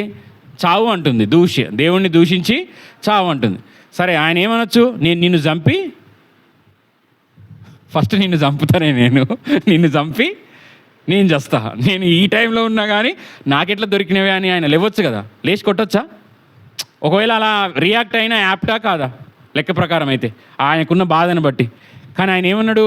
మూర్ఖురాలు మాట్లాడినట్టు మాట్లాడకు అని నోటి మాట చేత కూడా ఆయన ఎక్కడా కూడా జార లేదంట, పాపం చేయలేదంట, జారలేదంట. అంటే ఇక్కడ ఈయన లోపల ఏం చూస్తున్నాం మనము? సెల్ఫ్ కంట్రోల్ చూస్తున్నాం. అంటే దేవుడే చూసుకుంటాడు. భార్య అదును దొరికింది కదా, భార్య నోరు జారింది కదా అని ఆమె ఒక మాట అంటే నేను 100 మాటలు అంట అని అనలే. ఆమె ఒక్క అడుగు వేస్తే నేను 100 అడుగులు ఎదురెళ్తా అని అనలే. ఇప్పుడు మన వల్ల పరిస్థితి ఏంది? ఆమె ఒక్క మాట అనడం ఆలస్యం లేదు, ఇక అయిపోయినట్టే. ఆమె పొరపాటున ఆమె ఏదైనా ఒక మాట అన్నదనుకో, ఎందుకు లేట్ అయింది అని అన్నదనుకో, మీ బాబు చేస్తాడా, లేకపోతే మీ తాత ఉన్నాడా, ఇక ఆ నుంచి స్టార్ట్ చేస్తారు. 3rd జనరేషన్ నుంచి వస్తారు ఆ మాట్లాడడం. ఆమె కోపం రాదా? ఇప్పుడు నువ్వు ఆమె గురించి మాట్లాడితే వాళ్ళ తల్లిదండ్రుల గురించి మాట్లాడడం కరెక్టా, భావ్యమా? మదర్ ఇల్లా, ఫాదర్ ఇన్లా అంటే లా ప్రకారము అత్త మామగా, తల్లి తండ్రిగా నీకు దేవుడు ఇస్తున్నట్టు అని భావించాలి. మనం ఏం చేస్తాము? మాటికి ముందు ఆమె ఏమనలేక, నిన్ను కాదే యాడ్ నుంచి నరుక్కొస్తారు, సహజంగా చెప్తున్నా, అట్లా అనకూడదని. అంటే మన పేరెంట్స్ దాకా వెళ్ళొద్దు. నువ్వు ఏదన్నా అంటే కూర్చొని మాట్లాడాలి. పిల్లల ముందు కూడా ఎట్టు పరిస్థితుల్లో ఏ డిస్కషన్ కూడా చెయ్యొద్దు. వారిని నువ్వేం డిస్కషన్ చేస్తున్నావు అవన్నీ చూసి, ఇప్పుడు చాలా ఇళ్ళల్లో ఏమైపోయింది, క్రైస్తవుల ఇళ్ళల్లో వాళ్ళు జడ్జిల్లాగా చూస్తూ ఉంటారు మధ్యలో కూర్చొని. ఈమె అటు ఇసురుతూ ఉంటుంది, ఇటు బాణాలు ఇసురుతూ ఉంటాడు, వీళ్ళు టీవీ బంద్ చేసి, వీలైతే టీవీ గట్టిగా పెట్టమంటారు, ఎందుకంటే వినబడొద్దు కదా బయటికి, వీళ్ళు ఇసిరేసుకునేవి తిట్టుకునేవి. ఇక పిల్లలు చూస్తూ ఉంటారు. మరి వాళ్ళు ఏమి చూసి వృద్ధిలోకి వస్తారు? వాళ్ళు ఏం నేర్చుకుంటారు? నువ్వు చెప్పగలుగుతావా? ఒక యవ్వన ప్రాయంలోకి వచ్చిన స్త్రీకి నువ్వు తగ్గించుకో అమ్మా, ఇలా తగ్గింపుతో ఉండు, నీ ఇల్లు కట్టుకోవాలి, నమ్రతగా ఉండాలి, నువ్వు చెప్పగలుగుతావా? మస్తు కట్టుకుంటున్నావులే, టీవీ సౌండ్ పెట్టి ఏమేం కట్టుకుంటున్నావు నాకు కూడా తెలుసు అంటదా? అందా? అదే సాయంత్రం రాగానే, డ్యూటీకి రాగానే ఎగిరి బెల్ట్ తీసుకొని అమ్మని ఎట్లా కొడతావు నాకు తెలుసు కదా, తాగొద్దు అది అంటావు, నువ్వు మాత్రం అన్నీ చేస్తావు కానీ నాకు చెప్తావా డాడీ అని అంటాడా? మరి తండ్రి అంటే కుమారుడు తండ్రి ఏమి చేయుట చూస్తాడో అదే చూస్తాడంట. మరి చాలామంది తల్లిదండ్రులు కూడా, నాకు కూడా విచిత్రం అనిపిస్తుంది, ఎందుకంటే నేను ఫాదర్స్ డే నాడు పొద్దుట మా ఫాదర్స్ డే విషెస్ చెప్పిన. అంటే ఫాదర్స్ యొక్క లక్షణాలు ఎలా ఉంటాయంటే, వారికి చెడు లక్షణాలు ఉన్నా, వారికి స్మోకింగ్ ఉన్నా, డ్రింకింగ్ ఉన్నా, విపరీతమైన అదుపు చేసుకోలేని కోపం ఉన్నా, వాళ్ళ పిల్లలు మాత్రం చదువుకోకపోయినా అబద్ధాలు ఆడినా, వాళ్ళు ఎన్నన్నా అబద్ధాలు ఆడొచ్చు ఎగ్జాంపుల్. కానీ పిల్లలు అబద్ధాలు ఆడితే తట్టుకోలేరు. నాకే అబద్ధాలు ఆడతావారా అని కొడతారు వాళ్ళని.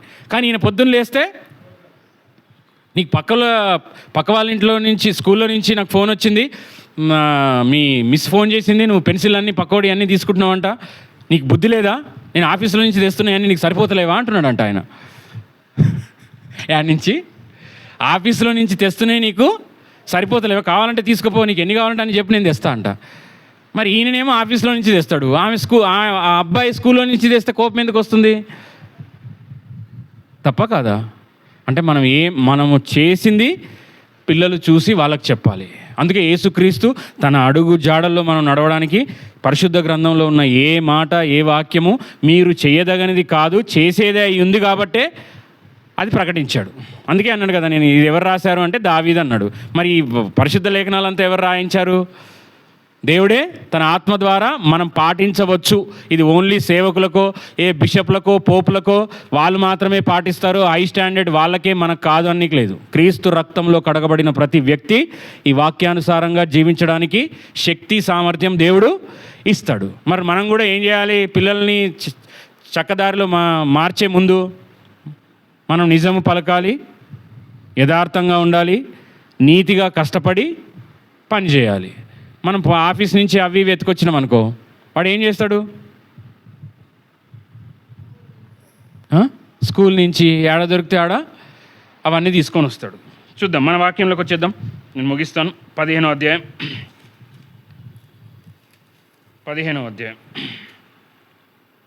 4వ వచనం. అతని దృష్టికి నీచుడు, అసహ్యుడు, అతడు యెహోవా యందు భయభక్తులు గలవారిని సన్మానించును. మనం రివర్స్ చేస్తాం, మనం క్వైట్ రివర్స్ చేస్తాం. ఆత్మీయులు అనబడి ఎవరైతే భక్తి ఎప్పుడు చూసినా ప్రార్థన, వాక్యానుసారంగా ఉండాలి, లేదు నిక్కచ్చిగా ఉండాలన్నాం అనుకో, అబ్బా వచ్చిండు, అబ్బా మీకు పిలుస్తాం బ్రదర్, మీరు సైడ్కి ఉండండి, మేము లోపల వేరే కార్యక్రమం చేసుకోవాలి. ఆయన ముందే పిలువరు, ఎందుకంటే ఇవన్నీ చూస్తాడు కదా. ఆయన వచ్చి ఏదైనా ప్రార్థనకో దేనికో పిలిస్తే ఆయన ఏం చేస్తారు? మేము ఫోన్ చేస్తాం, ఫోన్ చేసినప్పుడే రండి, అప్పటి వరకు మా కథలు మా అన్నీ ఉంటాయి. మరి అవన్నీ చూస్తే మీరు తట్టుకోలేరు కదా. వారికి ఏంటంట, నీచులు ఎవరన్నా నీచత్వం చేశారు, తప్పు చేశారనుకో, నీచుడు అసహ్యుడు అంట. అంటే ఆ పాపాన్ని, మన క్రీస్తు కూడా ఇటు చూడాలి, మన దేవుడు కూడా పాపాన్ని అసహించుకుంటాడు, పాపిని కాదు. అంటే ఆ వ్యక్తి మీద ఎటువంటి దూషణ ఉండదు, కానీ ఆ వ్యక్తి చేసిన పాపాన్ని మాత్రం ఖచ్చితంగా అసహించుకుంటాడు. యెహోవా యందు భయభక్తులు కలిగి ఉండుట చెడుతనమును అసహించుకుంటే, నేను దేవుని యందు భయభక్తులు కలిగి ఉన్నాను అని అంటే ఆటోమేటిక్గా చెడుతనము, ఎక్కడన్నా అన్యాయం జరిగిందంటే నాకు అది అసహ్యత పుట్టించాలి. అబ్బా నాకు కాదు కదా, మా ఇంట్లో కాదు కదా, నాకు కాదు కదా, నా దగ్గరికి వచ్చినాక చూద్దామనే స్వార్థం కానీ, నాకు నష్టం జరగలేదని కానీ అనుకోలేడు. నీచుడు అంట, అసహ్యుడు అంట.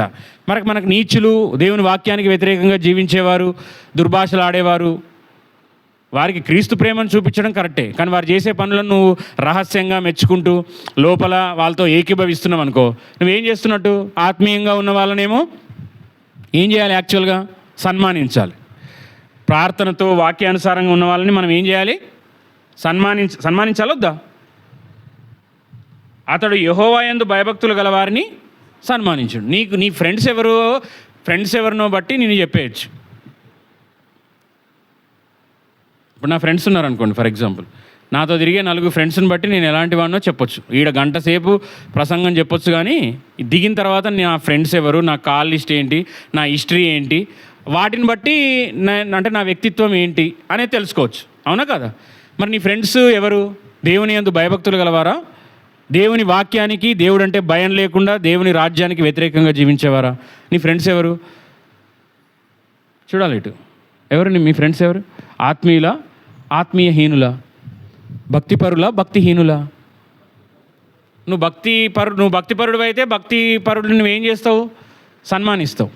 ఎవరైతే దేవుని యందు భయభక్తులు కలిగి ఉండి ఆయన రాజ్యాన్ని కట్టే పనిలో అహర్నిశలు పాటుపడతారో వారి మీదే నీ దృష్టి ఉంటుంది. వారి యొక్క వ్యాయ ప్రయాసాలని ఎప్పుడు గుర్తిస్తూ వారి అడుగుజాడల్లో నడుస్తూ వారిని ప్రోత్సహిస్తావు.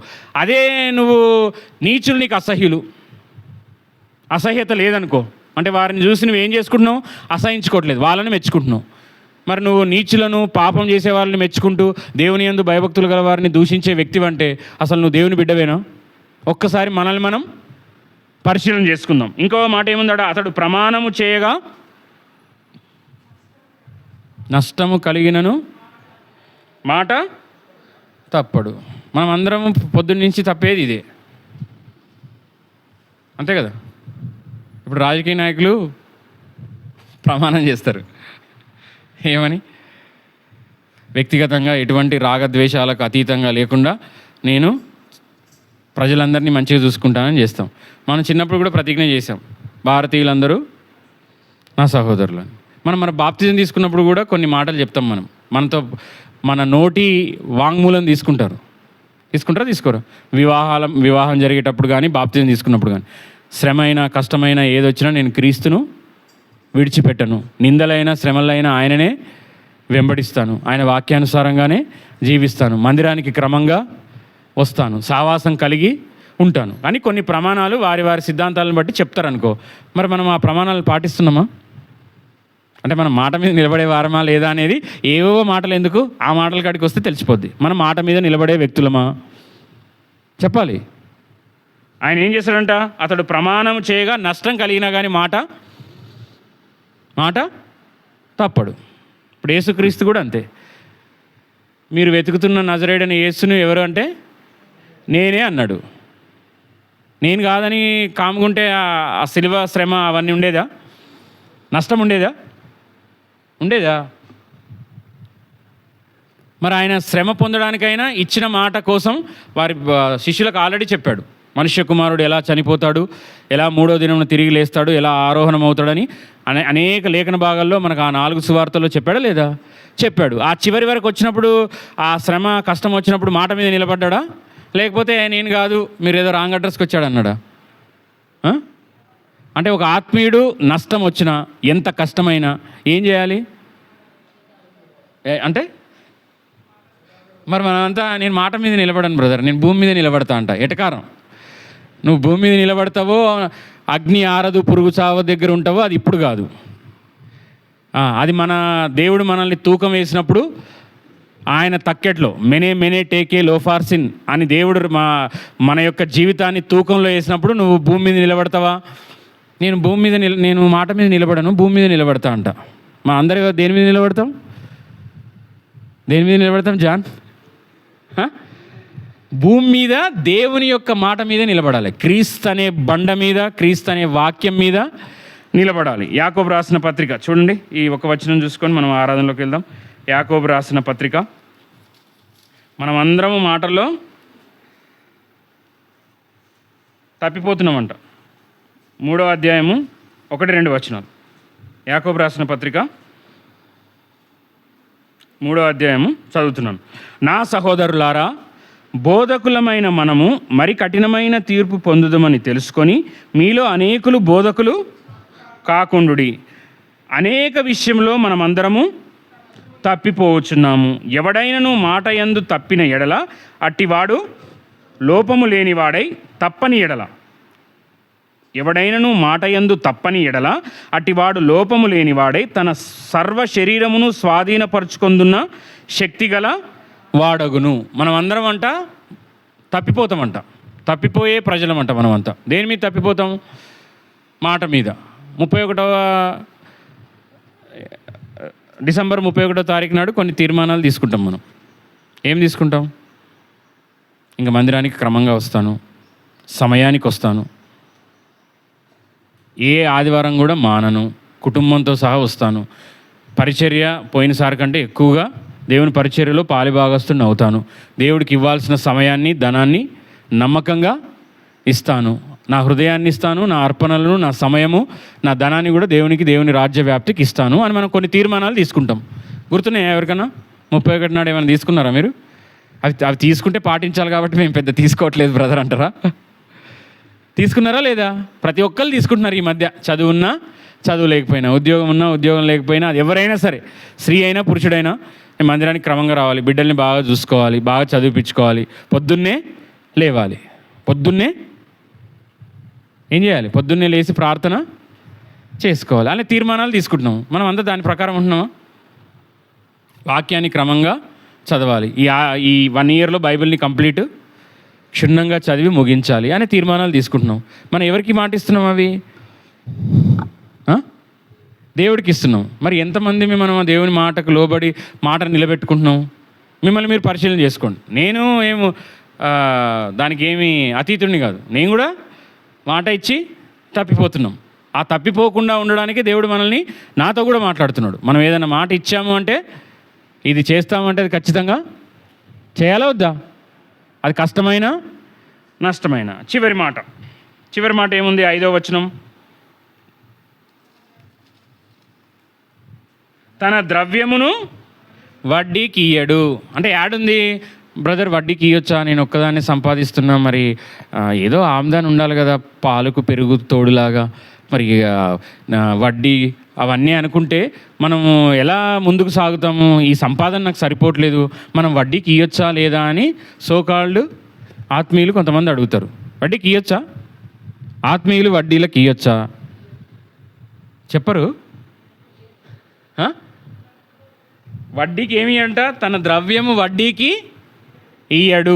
కావాలంటే నీకు మేలు, నీకు బలము, స్తోమత, సామర్థ్యత ఉంది, నువ్వు డబ్బుగా వారికి సహాయం చేస్తావు, కానీ వడ్డీగా ఇయ్యవు. ఆత్మీయులు వడ్డీకి డబ్బులు తిప్పడము వాక్యానుసారమైంది కాదు, దేవునికి వ్యతిరేకమైంది. నేను ఆ టాపిక్లోకి వెళ్ళట్లేదు, అది డీప్, ఇంకా పెద్ద టాపిక్ హెజ్కేల్ గ్రంథంలో ఉంటుంది. ఈ సందర్భం వచ్చింది కాబట్టి చెప్తున్నా. వారి ఇల్లు కాల్చివేయబడుతుందంట.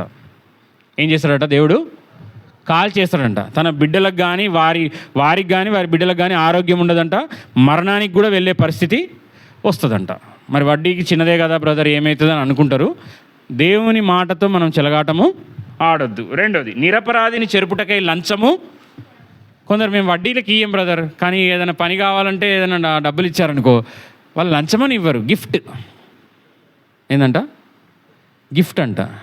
విషము ఏదైతే ఏంది, పేరు మారిస్తే, లేబుల్ మారిస్తే సీసాలో ఉన్నది మారిపోద్దా? కారం డబ్బా కాస్త చక్కెర అయిపోద్దా? చక్కెర ప్లాస్టర్ వేస్తే చెప్పాలి ఇడ మారదు కదా. మరి ఇప్పుడు లంచం తీసుకునే వాళ్ళు అది గిఫ్ట్ అని, కృతజ్ఞత అని వాళ్ళు చెప్పుకునేది. మరి వాళ్ళు ఇస్తుంది ఏంటి? ఇప్పుడు హాస్పిటల్లో ఉన్నాం, మాకు కూడా ఏమొస్తుంది డిశ్చార్జ్ అయ్యేటప్పుడు? వాళ్ళకి ఏదైనా పని కావాలనుకో, సైలెంట్గా దగ్గరికి వస్తారు, వచ్చి ఇట్లా పెడతారు. నేను ఇంకా ఎప్పుడు పెడుతున్నారు కదా, ఆమె ఏమిస్తుందో అన్నట్టుగా, చెయ్యమని బాగాలేదేమో నరంజుడం ఉంటుంది అనుకొని ఇలా చూస్తే ఆమె చేతిలో డబ్బులు ఉన్నాయి. అంటే నేను గొప్పగా చెప్పట్లేదు, అంటే మనం తీసుకోవద్దు. మనల్ని ఎవరు చూస్తున్నారు? హాస్పిటల్ సీసీ కెమెరా కాదు, ఎప్పుడు కునుకని నిద్రపోని కళ్ళు చూస్తున్నాయి మనల్ని. చూస్తలేవా జాన్? మనల్ని ఎవరు చూస్తున్నాయి? ఇక్కడ సేవకుడు చూసినా చూడకపోయినా మనల్ని 24/7 ఈ గోడ అడ్డమా దేవునికి? ఎవరు చూస్తున్నారు మనల్ని? దేవుడు చూస్తున్నాడు. నువ్వు గిఫ్ట్ తీసుకుంటున్నావా, గిఫ్ట్కు పని చేస్తున్నావా, లేకపోతే లంచం పుచ్చుకోకుండా యథార్థంగా చేస్తున్నావా అనేది ఎవరు చూస్తారు? దేవుడు చూస్తాడు. కొంతమంది సీసీ కెమెరాలు ఉంటాయి కాబట్టి ఆఫీస్లోకి ఏదైనా పోయినామనుకో, అంటే నేను విషయం చెప్తున్నా, ఆఫీస్ 4కి అయిపోద్ది, మీరు 4:30కి కలవండి ఆఫీస్ బయట. ఎక్కడ కలవాలి? ఎందుకు 4:30 తర్వాత ఎందుకు కలవాలి జాన్? ఎందుకు కలవాలి 4:30 తర్వాత? ఆఫీస్ బయట ఎందుకు కలవాలి? సీసీ కెమెరాలు ఏం దగ్గర కలవాలంట. కలిసి ఏం చేయాలి? వారికి ఆ గిఫ్ట్ ఇవ్వాలి. గవర్నమెంట్ సెక్టార్లో ఏదైనా పని కావాలంటే ఏం చేయాలి? ఫైల్ మూవ్ అవ్వాలన్నా, ఏం చేయాలన్నా ఏం కావాలి వాళ్ళకి? నిన్ననే ఒక ఆఫీస్కి వెళ్ళొచ్చాను. ఆల్రెడీ వాళ్ళ క్యాండిడేట్ తీసుకున్నాడు. ఈయన కూడా వచ్చి ఇట్లా అద్దాలు ఇట్లా పైకి అనుకొని, మరి అయిపోయిందా ఫార్మాలిటీస్ అవి అంటున్నాడు. నాకు అర్థం కాలేదు ఏం ఫార్మాలిటీస్ అంటే. తెలిసినా కానీ ఏం తెలియనట్టు కాముగుంటే మరి మాట్లాడేశారా అంతా అంటే, ఇచ్చేసాం కదా అది ఇది అని అంటున్నా. అది కాదండి, మరి దీని గురించి డీల్ సెట్ చేసుకున్నారా అంటున్నాడు. ఆల్రెడీ అయిపోయిందండి, మాట్లాడారు అంటే, నేను మాట్లాడి చెప్తానులే, అది అయిపోయిన తర్వాత చెప్తున్నాడు మీ పని అయిపోద్ది అని. నేను అనుకున్న మనసులో, సరేలే దేవుడు ఎప్పుడు చూస్తాడో నీ పని అయిపోవడానికి. అంటే అలా మనము ఇవ్వడము అనేది కూడా తప్పే. తప్పేనా కాదా? ఇప్పుడు ఆ హాస్పిటల్ తరపు నుంచి అది ఇచ్చారు, ఆ ఆఫీస్కి వెళ్ళమన్నారు, వెళ్ళి చూస్తే ఆయనేమో ఇంకా పైకి చూస్తున్నాడు, కెమెరా వైపు చూస్తున్నాడు, అటు ఇటు చూస్తున్నాడు. నీతిమంతుడు ఎలా ఉంటాడు? సింహం వలె ధైర్యంగా ఉంటాడు. టేబుల్ కింద తీసుకునే వాళ్ళు, ఆఫీస్ అయిపోయిన తర్వాత బయట కలుమనే వాళ్ళు, ఫోన్పే వద్దు ఓన్లీ లిక్విడ్ మాత్రమే కావాలనే వాళ్ళు, ఎవరికి వాళ్ళు భయపడుతున్నారా? వారికి ధైర్యం ఉంటుందా? వారికి మనసాక్షి ఉందా? వారు వడ్డీకి తిప్పుకుంటారు, మళ్ళీ ఏం చేస్తారు? లంచం కూడా తీసుకుంటారు. వాళ్ళ గురించి పక్కన పెట్టండి. వెలుగు సంబంధులు ఆత్మీయులు అనబడిన వారు వడ్డీలకు ఇవ్వచ్చా? 2, లంచము పుచ్చుకోవచ్చా? గిఫ్ట్ తీసుకుంటే తప్పేముంది? ఆయన మరీ ఫోర్స్ చేస్తున్నాడు. ఫోర్స్ చేసినప్పుడు తీసుకోవాలి కదా బ్రదర్ అంటే తీసుకోవచ్చా? ఫోర్స్ చేస్తే ఆయన ఫోర్స్ చేస్తాడు విషయం తాగమని, తీసుకుంటామా? అట్లయితే తాగుతాం బ్రదర్. ఆయన వేరే ఏమన్నా బాటిల్స్ అలాంటి విదేశీ సర్కిస్తే తీసుకుంటాం. కానీ అంటే ఆఫీసర్లకు ఏమి ఇస్తారట? విదేశీ సరుకు అంటే నేను తెలుగులో మాట్లాడుతున్నా. ఫారెన్ బ్యాండ్, విదేశీ మారక ద్రవ్యం, అది ఇస్తారట. లేదంటే డబ్బులు ఇస్తారట. వాళ్ళ పని చేసుకోవడానికి ఏది ఇవ్వాలో అవి చేసి, అవి లంచమా కాదా? అది తప్పు. అవన్నీ ఏం చేయొద్దంటే ఆత్మీయులుగా మనం, అంటే ముఖ్యంగా మనం చెప్పేది ఏంటంటే మనం లాలూచి పడొద్దు. ఈజీ మనీకి అలవాటు పడి వడ్డీలు తిప్పుకుంటే డబ్బులు వస్తాయని అవి తీసుకోవద్దు. 2, నిరపరాధం చెరుపుటకై లంచము పుచ్చుకోవద్దు. నువ్వు లంచం పుచ్చుకోవడం వల్ల ఎంతో నష్టం. నువ్వు లంచం ఇచ్చి ఏదైనా సీటు కొనుక్కున్నావు అనుకో, నువ్వు డాక్టర్ అయ్యావనుకో, ఎంతమంది చచ్చిపోతారు? నువ్వు చంపడానికే నువ్వు డాక్టర్ అవుతున్నావు అన్నట్టు డబ్బులు ఇచ్చి, అంతేనా కదా? నువ్వు డబ్బులు ఇచ్చి ఇంజనీరింగ్ సీటు తీసుకున్నావు, నువ్వు బ్రిడ్జ్ కడితే ఉంటాడు ఎవడన్నా? ఇంటికి ఆ బ్రిడ్జ్ మీదకి వెళ్ళినోడు రిటర్న్ వస్తాడా? నువ్వు బ్రిడ్జ్ కడితే ఆ బ్రిడ్జ్ ఉంటుందా? సో అది ఒక మెకానికల్ ఇంజనీర్ ఉన్నాడు, ఏదో డబ్బులు ఇచ్చి సర్టిఫికేట్ తెచ్చుకున్నాడు. ఆయనకు బస్సు లారీ రెడీ చేయమని ఇచ్చిర్రు. ఆ లారీ బస్సు మనం ధైర్యంగా ఎక్కి నడపగలమా? ఎందుకు? ఏమవుతుంది అది చేస్తే? అంటే ఎంతోమంది ప్రాణాలు ఈడ, అందుకే ఉంది కదా, నిరపరాధిని చెరుపుటకై లంచము పుచ్చుకున్నాడు. ఎంతోమంది అమాయకులు బలైపోతారు. డబ్బులతో సర్టిఫికేట్లు కొని డబ్బులతో ఇవి చేస్తే దేవుని సేవలో కూడా అంతే. దేవుని పిలుపు, దేవుని దర్శనము, దేవుని ప్రత్యక్షత లేనివారు దీంట్లో చెయ్యి వేసిన, దీంట్లో వచ్చి ఏదో నాకు ఉన్నది కదా అని నేను వాడతామనంటే దేవుడు చూసుకుంటాడు. మనం హై వోల్టేజ్ పవర్తో పెట్టుకుంటున్నట్టు, ఆ పవర్ తోటి మనము అన్నీ వాడుకోవచ్చు. తేడా వస్తే అది ఏమవుద్ది? దేవుని పరిచర్య సేవలో కూడా మీరు అనుకోవచ్చు ఆయన బాగానే ఉన్నాడు కదా అది ఇదనంటే, వారి వారి ఫలాలను బట్టి మనకు తెలుస్తుంది. దేవుని సేవలో కూడా అబద్ధ బోధకులు, దుర్బోధలు, డబ్బుల కోసము సేవ చేసేవాళ్ళు ఎక్కువైపోతున్నారు. కాబట్టి ఈ మాట చెప్పాల్సి వస్తుంది. వారిని దేవుడు చూసుకుంటాడు. మనమంట ఏం చేయాలంట? ఈ ప్రకారము చేయువాడు ఎన్నడూను కదల్చబడ్డు. ఇది ఈ యొక్క మాట చెప్పడానికి ఇవన్నీ చెప్పాల్సి వచ్చింది. ఎవడు కదల్చబడ్డంట? ఫస్ట్ నేను చెప్పాలి. ఇప్పుడు యథార్థంగా నీతిగా నడుచుకునేవాడు, హృదయపూర్వకంగా నిజం పలికేవాడు, ఇంకా కొండెములు ఆడనివాడు, కీడు చేయనివాడు, ఇంకా పొరుగువాని మీద నింద మోపనివాడు, దేవుని యందు భయభక్తులు గలవారిని సన్మానించి దుష్టులను వారు చేసే దుష్టక్రియలను అసహించుకునేవారు, ఇంకా ప్రమాణము చేస్తే నష్టం కలిగినా కానీ మాట ఇస్తే మాట తప్పకుండా నిలబడేవారు, వడ్డీకి ఇవ్వనివాడు, నెక్స్ట్ లంచము పుచ్చుకొనివాడు. ఇవన్నీ చేసేవాడంట. ఈ ప్రకారము చేయవాడు ఎన్నడూను కదల్చబడు. యెహోవా యందు భయభక్తులు గలవాడు నిత్యము నిలుచు సియోను కొండవలే ఉంటాడని ఉంది బైబిల్లో. ఎలా ఉంటాడంట? సియోను కొండవలే ఉంటాడంట. మరి అప్పుడు ఏమేమి రావచ్చు? ఆర్థిక మాంద్యం రావచ్చు, డీజిల్ ధరలు పెరగవచ్చు, పెట్రోల్ ధరలు పెరగవచ్చు, గ్యాస్ దొరకకపోవచ్చు, మనకు వచ్చిన వ్యాధులకు మందులు కూడా, వ్యాక్సిన్లు కూడా అందకపోవచ్చు. ఇవన్నీ వస్తాయి. ఆర్థిక మాంద్యాలు వస్తాయి, ప్లస్ డబ్బు పడిపోద్ది, మనకు కరువు పెరిగిపోద్ది, నిత్యావసరాలు కూడా పెరిగిపోతాయి. ఇవన్నీ అవ్వచ్చు. కానీ నిత్యము నిలుచు సియోను కొండవలే మనం ఉండాలి అంటే, మనం కదల్చబడకుండా ఉండాలి అంటే, ఏ పరిస్థితి వచ్చినా దేవుణ్ణి ఆరాధిస్తూ దేవుణ్ణి స్తుతిస్తూ ఉండాలంటే ఇవన్నీ కలిగి ఉండాలంట. యథార్థంగా దేవుణ్ణి ఆరాధించేవారు ఎలా ఆరాధించాలి? యథార్థంగా ఆరాధించాలి. అవునా కదా? నీతిగా, నువ్వు నీతి క్రియలు చేస్తూ నీతిగా జీవిస్తూ దేవుణ్ణి ఆరాధించాలి. ఇతరులకు కీడు కానీ అపకారం చేయకుండా ఉండాలి. మాట ఇస్తే నిలబడేటట్టుగా ఉండాలి. వడ్డీకి ఇయ్యని వ్యక్తిగా ఉండాలి. లంచం పుచ్చుకునే వ్యక్తిగా నువ్వు ఉండకూడదు. ఇవన్నీ చేస్తే నువ్వేం చేస్తావంట? ఆయన పరిశుద్ధ పర్వతం మీద ఎక్కడానికి, ఆయన ఆరాధించడానికి, ఆయన సన్నిధిలో నిలబడడానికి నీవు నేను అర్హత సాధిస్తాం. మరి దేవుని స్టాండర్డ్స్, ఇప్పుడు బస్సు ఎక్కాలి, ట్రైన్ ఎక్కాలంటే ఏమేమి ఉండాలి? టికెట్తో పాటు చెప్పాలి, నేను ముగిస్తాను. ఎవరు ట్రైన్ ఎక్కరా? ఆధార్ కార్డు ఉండాలి. ఇంకా ఆధార్ కార్డు అయితే కంపల్సరీ ఉండాలి. నీ టికెట్తో పాటు ఆధార్ కార్డు ఉండాలి. నువ్వు ఈ దేశపు సిటిజనా కాదా అని చేయడానికి. ఈ లోక సంబంధమైన బాహ్యమైన వాటికే టికెట్తో పాటు అవన్నీ ఉంటే మనం పరలోకం చేరాలి, ఆయన పరిశుద్ధులతో దేవుణ్ణి నిత్యము ఆరాధించాలి అంటే ఇక్కడనే నువ్వు ఆ యొక్క స్టాండర్డ్స్, దేవుణ్ణి ఆరాధించే క్రమంలో ఎలా ఉండాలో నువ్వు నేర్చుకోవాలి. ఆ సకల నిత్యము పరిశుద్ధుడు పరిశుద్ధుడు పరిశుద్ధుడు అని ప్రతిగానములు చేస్తున్నారంట. మరి వాళ్ళంతా పరిశుద్ధతలోనికి రావాలంటే ఆ పరిశుద్ధ పర్వతంకి ఎక్కడానికి ఉన్న వాళ్ళంతా ఏమి ఎలిజిబిలిటీ పొందారు? ఇవన్నీ చేసే వాళ్ళే ఉండాలి. దేవునికి ఇష్టం లేని కార్యాలన్నీ వదిలేసే వాళ్ళు ఉండాలి. దేవుడు చేయమన్న పని చేసే వాళ్ళే ఉండాలి. అందుకే నేను ఒక మాట చెప్పి ముగిస్తాను.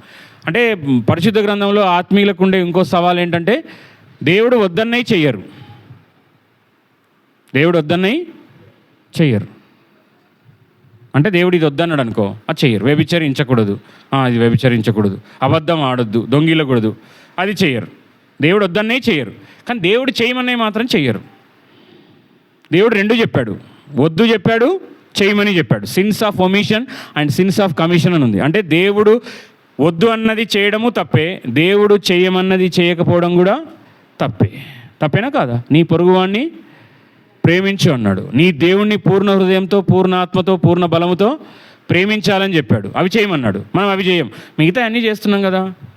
మేలు చేయగోరిని చేసేవాడికి అది పొందడానికి అర్హత ఉంటే మనం ఏం చేయాలంట?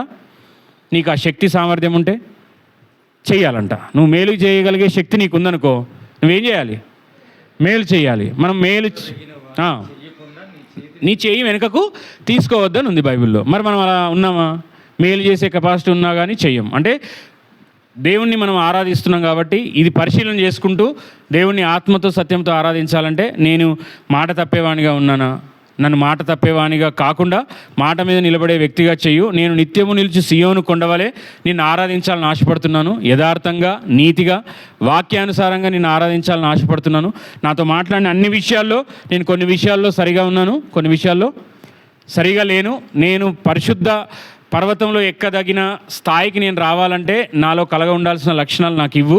నేను నిన్ను ఆత్మతో సత్యముతో ఆరాధించాలని ఆశపడుతున్నాను. యోబులాగా సమస్యలు ఏమున్నా సరే జారిపోకుండా, ఏ విధంగా అయితే యోబు భార్య జారిపోయిందో నేను జారిపోకుండా నిన్ను శ్రమైనా నిందైనా నిన్ను ఆరాధిస్తాను, నిన్నే గణపరుస్తాను, నీ వాక్యానుసారంగా జీవిస్తానని మనం ఆత్మతో సత్యంతో దేవుణ్ణి ఆరాధిద్దాం. దేవుడి కొద్ది మాటలు దీవించును గాక.